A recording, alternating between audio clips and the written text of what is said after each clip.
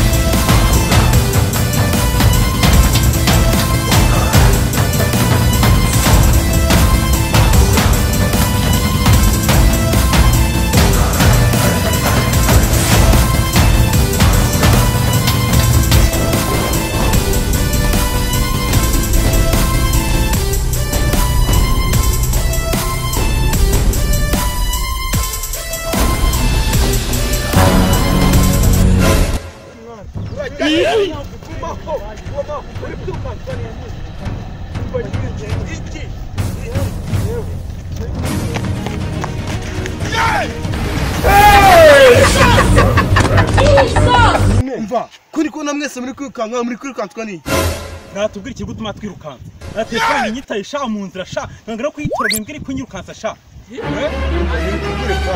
kwirukanswa ni tubwire kwafa cyangwa twite tunaruno biko ngenda ndimo ndagenda ndi kuri chat nyine kuri phone nyine ngiye kubona mbonye gwaruntu rufite izo sirimeze nk'inzoka rufite n'umunyu umeze nk'uwo nko kumwana shanda yirukansa ngombwa bari twirukansa imisozi yose Nyagasani imisozi yose twirukanse hejuru y'imera ngo none ngo ikintu gifite ngo umwana umeze nk'imisozi yose twirukanse urumva iki kintu cyari mbafite icyongo yonga ahubwo inyana y'imbwa sha ariko akomeye no kuko y'amavuta icyongo yongo man ngiye telefone oya gwase turakikise uzaba miliyoni z'akazi twatugiyemo we inyana y'imbwa ubu nta ibyo byanyuze ntabirimo ahubwo reka nigende musigaye Pastor, but this is what you want to use your life for. I'm going to do many, you know, boom, 16 years.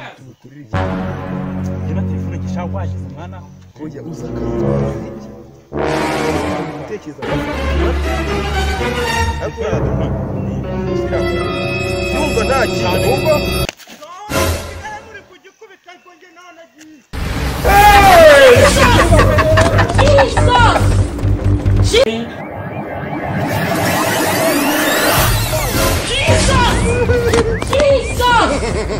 Jesus!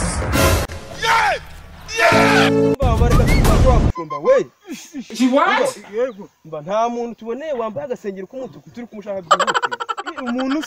Umuntu nyine ndamubonye nako yambaye agapira n'agasengero k'umutuku nyine aciye wafatiyeho nk'ikivatiri cyacitse feri kimwe gishaje nyine. heko kumana n'inzu hano hafi hari nako nagwa burenze mwana mwana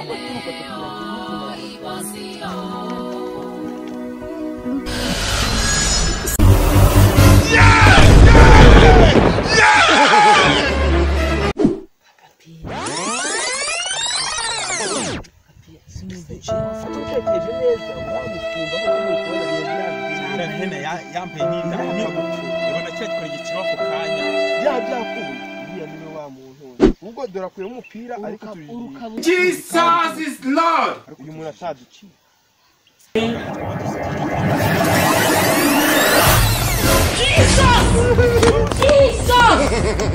Jesus!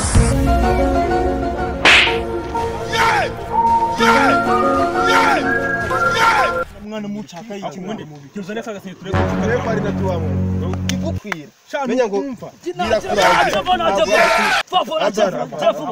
Jesus is Lord.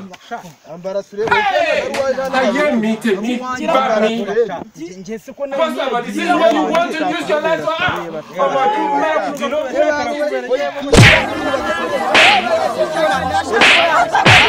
God.